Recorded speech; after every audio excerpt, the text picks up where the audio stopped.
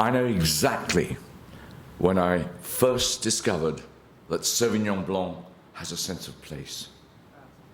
It was on February the 1st, 1984, at 11 in the morning, on the 17th floor of New Zealand House in London, just inside the door on the left. Third wine along. That's the first time I tasted a Sauvignon Blanc from Marlborough in New Zealand's South Island.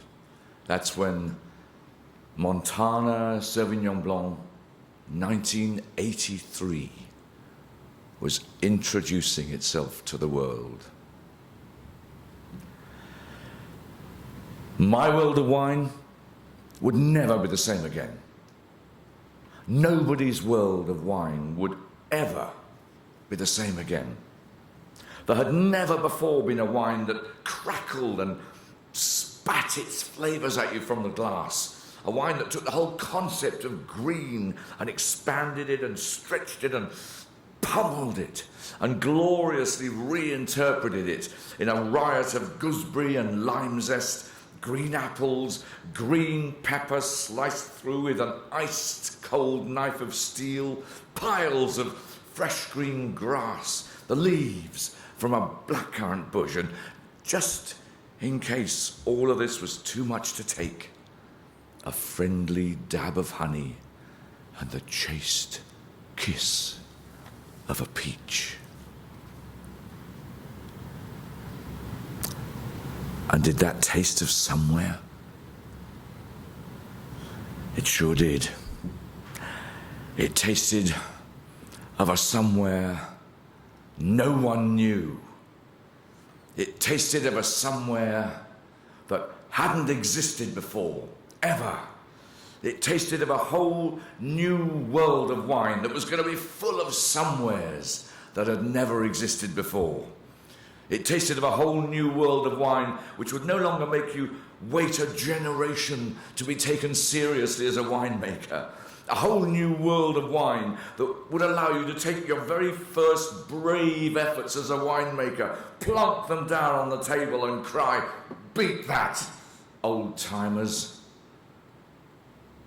And the grape that was this friend of the young, this friend of the new, this friend of a youthful wine generation that didn't have money or prestige or tradition to trade on, was Sauvignon Blanc.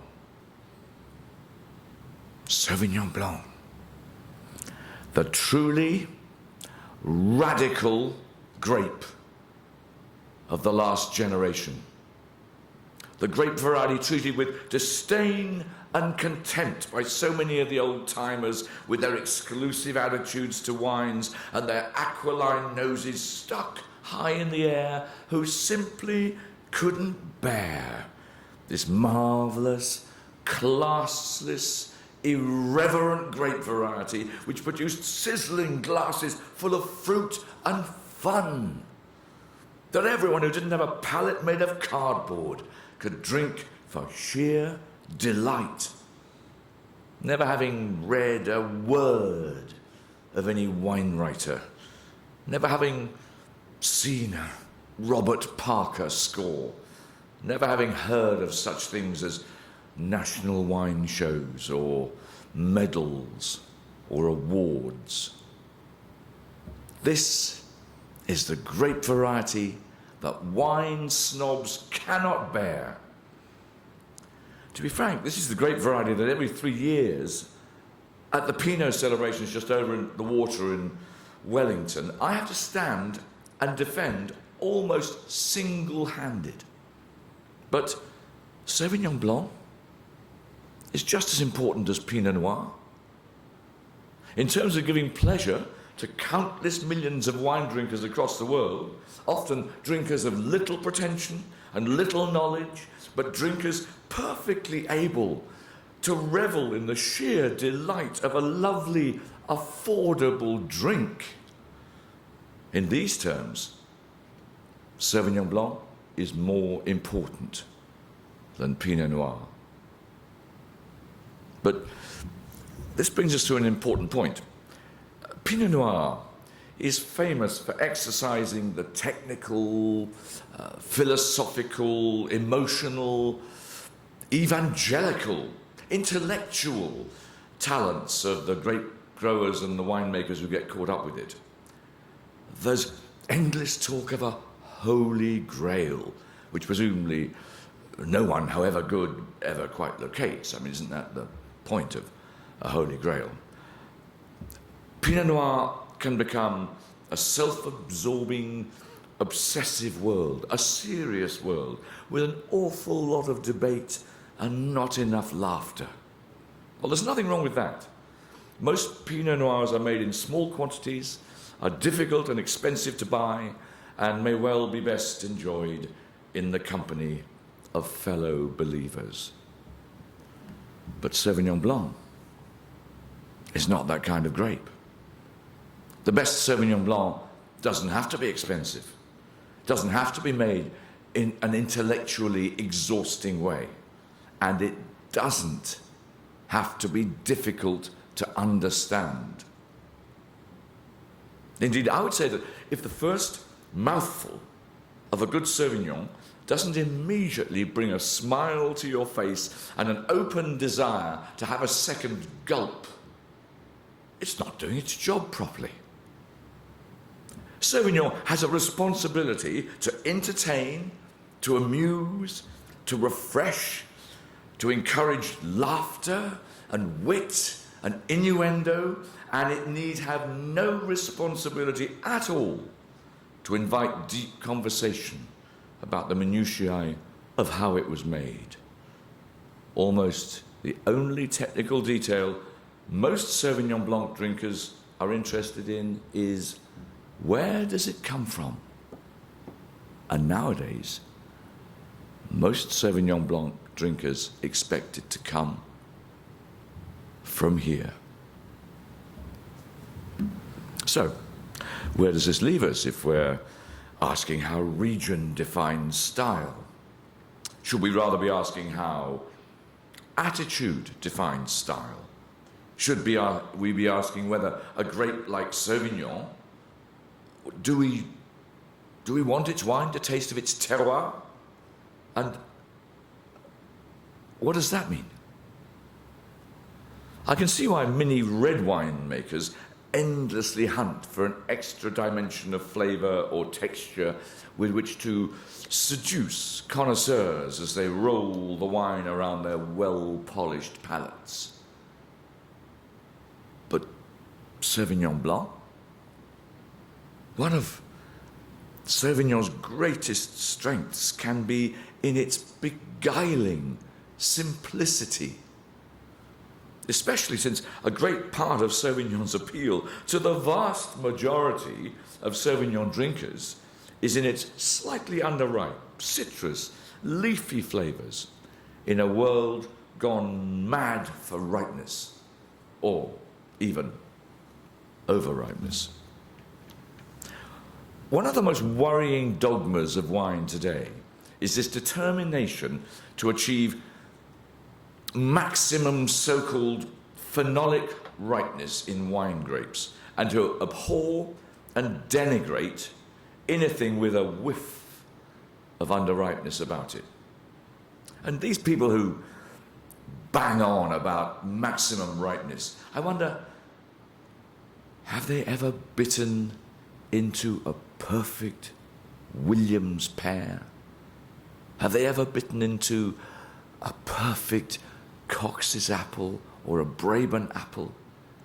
Have they ever bitten into a perfect plum? Perfection in fruit is always at the just ripe stage. It's never at the overripe stage. Every gardener will pick his fruit for his own table a day early rather than a day late.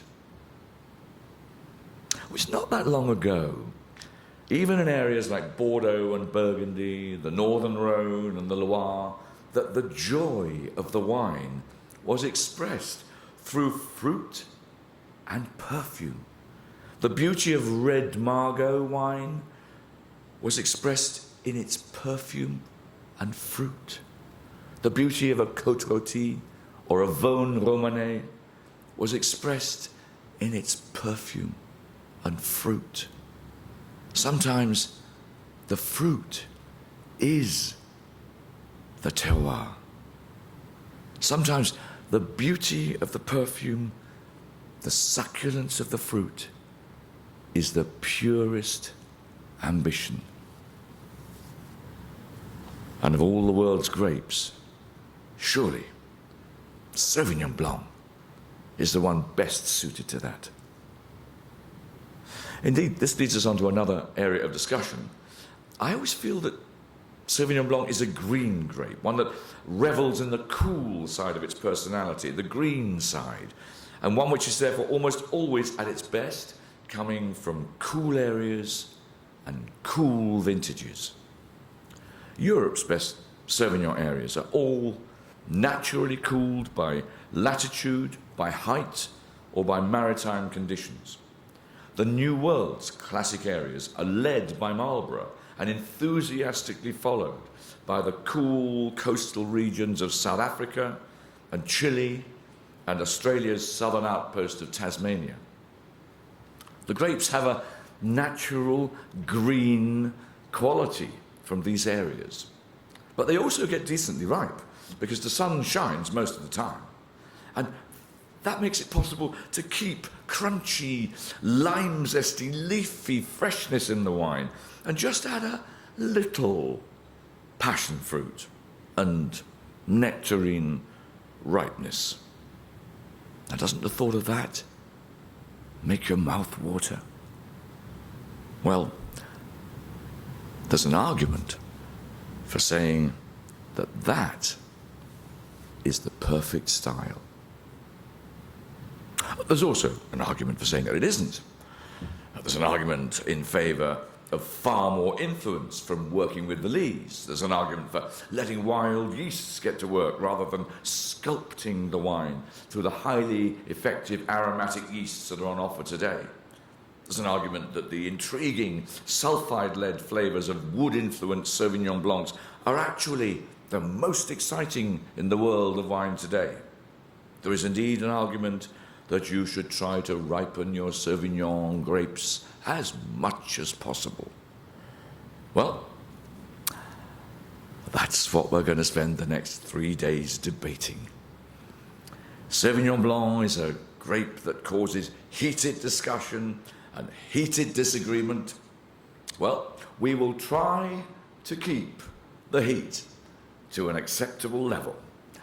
But if there's any fire to be doused, a nice chilled glass of Sauvignon Blanc is the best wine in the world to do it. Thank you.